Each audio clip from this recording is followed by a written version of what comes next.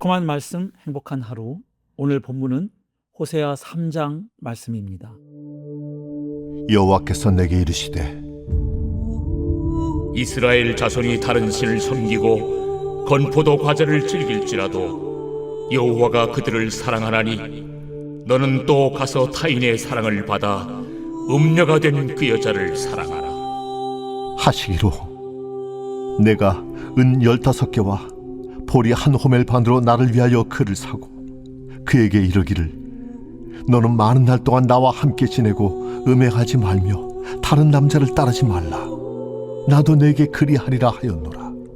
이스라엘 자손들이 많은 날 동안 왕도 없고 지도자도 없고 제사도 없고 주상도 없고 에봇도 없고 드라빔도 없이 지내다가 그 후에 이스라엘 자손이 돌아와서 그들의 하나님 여호와와 그들의 왕 다윗을 찾고 마지막 날에는 여호와를 경외함으로 여호와와 그의 은총으로 나아가리라. 성도 여러분, 누군가 여러분을 깊이 배신하고 떠났다면 그 사람을 다시 찾아가 사랑할 수 있으시겠습니까? 상처받은 마음을 뒤로 하고 심지어 내 돈과 시간을 들여 그 사람과의 관계를 회복하라는 요구를 받는다면 그것이 가능할까요? 인간적으로는 불가능한 일입니다. 그런데 오늘 본문은 바로 그 불가능한 사랑의 이야기를 전해주고 있습니다. 하나님께서는 선지자 호세아에게 상식적으로 이해할 수 없는 명령을 내리십니다. 타락하고 배도하여 다른 남자를 따라간 아내 고멜을 너는 또 가서 사랑하라 말씀하십니다. 오늘 호세아 3장의 본문은 단순히 한 가정의 비극과 회복만을 말하지 않습니다. 하나님을 버리고 이 세상의 우상을 쫓아간 우리를 향한 하나님의 끈질긴 사랑, 그리고 마침내 십자가에서 값을 치르시고 우리를 구원하신 예수 그리스도의 복음을 선명하게 보여줍니다.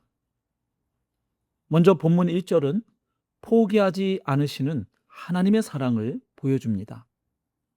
1절 상반절을 보면 이스라엘 백성은 여호와를 버리고 다른 신을 섬기며 우상의 건포도 과자를 즐겼습니다. 여기서 건포도 과자는 눌러서 뭉친 건포도 덩어리를 의미합니다. 이스라엘 백성은 영적 간음을 행한 것입니다. 공의의 하나님이시라면 이들을 심판하고 버리시는 것이 마땅합니다. 그러나 하나님의 마음은 달랐습니다. 1절 하반절입니다. 여호와가 그들을 사랑하나니 너는 또 가서 타인의 사랑을 받아 음녀가 된 그 여자를 사랑하라 하시기로. 성도 여러분, 이 말씀 속에서 누구의 모습이 보이십니까? 바로 저와 여러분의 모습입니다. 우리는 수없이 하나님보다 세상을 더 사랑했고 내 유익과 안락함을 하나님보다 우선시했습니다. 그럼에도 불구하고 하나님은 우리를 포기하지 않으셨지요. 로마서 5장 8절은 이렇게 증언합니다. 우리가 아직 죄인 되었을 때에 그리스도께서 우리를 위하여 죽으심으로 하나님께서 우리에 대한 자기의 사랑을 확증하셨느니라. 하나님이 우리를 사랑하신 것은 우리의 조건이나 행위 때문이 아닙니다. 하나님의 사랑은 조건이 없습니다. 그래서 끊어지지 않습니다. 그 끊어지지 않는 사랑의 결정체가 바로 이 땅에 오신 예수 그리스도이십니다. 이제 2절과 3절은 값을 치르고 사신 은혜의 구속을 보여줍니다. 호세아는 하나님의 말씀에 순종하여 고멜을 찾아갑니다. 2절을 보면 은 15개와 보리 한 호멜 반을 가지고 갑니다. 이것은 은 30세겔에 해당되며 당시 여종을 사는 값이기도 했습니다. 이 금액을 호세아가 지불한 것은 고멜이 종의 신분처럼 낮아져서 천하고도 절망적인 상태에 있었음을 암시합니다. 결국 호세아는 재산을 털어 노예의 처지로 전락한 아내의 몸값을 치르고 그녀를 다시 사온 것입니다. 사실상 부정한 아내를 돈을 주고 찾아와야만 했던 호세아로서는 찾을 수 없는 굴욕과 수치스러운 일이 아닐 수 없었을 것입니다. 한편 은 30세겔은 가룟 유다가 예수님을 은 30에 팔았던 사실을 연상케 합니다. 그래서 우리는 이 장면에서 주님의 십자가를 봅니다. 죄의 노예가 되어 사망의 그늘에 앉아있던 우리를 위해 예수님께서는 은이나 금 같은 이 세상에 사라질 것으로 값을 치르지 않으셨습니다. 당신의 하나뿐인 생명, 그 보배로운 피를 대속물로 지불하셨습니다. 3절에서 호세아는 고멜에게 너는 많은 날 동안 나와 함께 지내고 음행하지 말라고 당부합니다. 주님께서 핏값으로 우리를 사신 이유는 다시 죄의 종노릇 하도록 두기 위함이 아닙니다. 그리스도의 신부로서 거룩함을 회복하고 주님과 깊은 인격적 교제를 누리게 하기 위함입니다.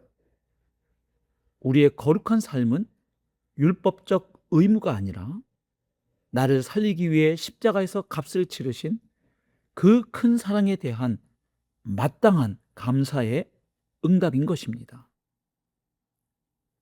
그런데 4절을 보면 이스라엘은 오랜 기간 왕도, 제사장도, 성전도 없는 고난의 세월을 통과하게 됩니다.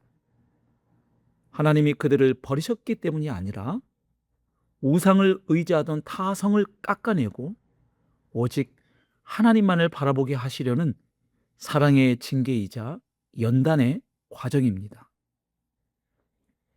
하지만 5절은 소망의 날을 선포합니다. 즉 마지막 날에는 그들의 하나님 여호와와 그들의 왕 다윗을 찾고 여호와의 은총으로 들어갈 것이라 예언합니다.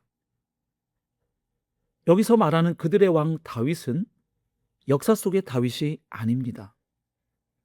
호세아 시대는 이미 다윗이 죽은 지 수백 년이 지난 후입니다. 이 왕은 바로 다윗의 자손으로 오실 메시아, 곧 만왕의 왕이신 예수 그리스도를 가리킵니다. 우리가 세상의 헛된 우상을 내려놓고 참된 왕이신 예수 그리스도께로 돌아갈 때 진정한 회복이 시작됩니다.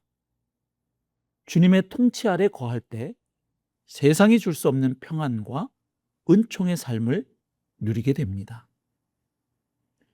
사랑하는 성도 여러분, 오늘 주님은 우리에게 물으십니다. 너는 여전히 나를 사랑하느냐? 아니면 세상의 건포도 과자를 쫓아 살아가고 있느냐? 우리가 때로 흔들리고 방황할지라도 나를 위해 핏값을 치르신 주님의 사랑은 변함이 없습니다. 오늘 이 시간 나를 포기하지 않으시는 십자가의 은혜를 바라봅시다. 세상의 우상을 내려놓고 나의 왕 되신 예수 그리스도의 품으로 돌아갑시다.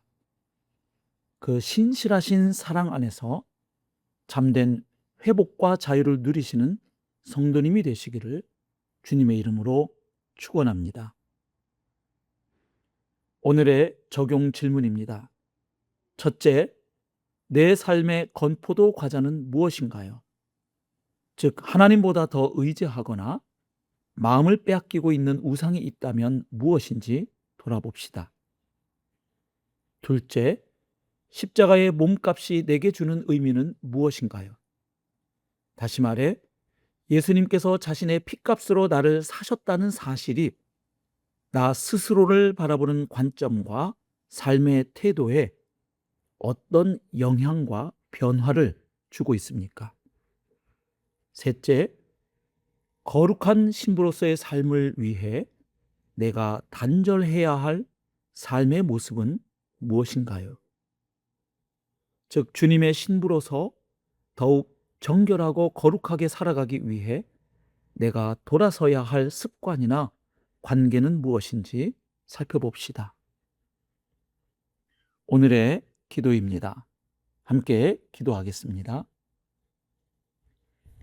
사랑과 은혜가 풍성하신 하나님 아버지, 끊임없이 세상을 바라보고 주님의 마음을 아프게 했던 우리의 배도함과 죄악을 용서하여 주옵소서.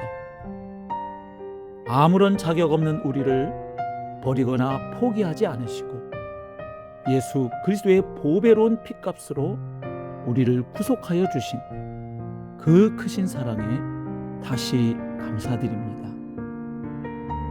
이제는 죄의 종으로 살지 않고 나를 구원하신 주님의 거룩한 신부로 살아가기를 결단합니다.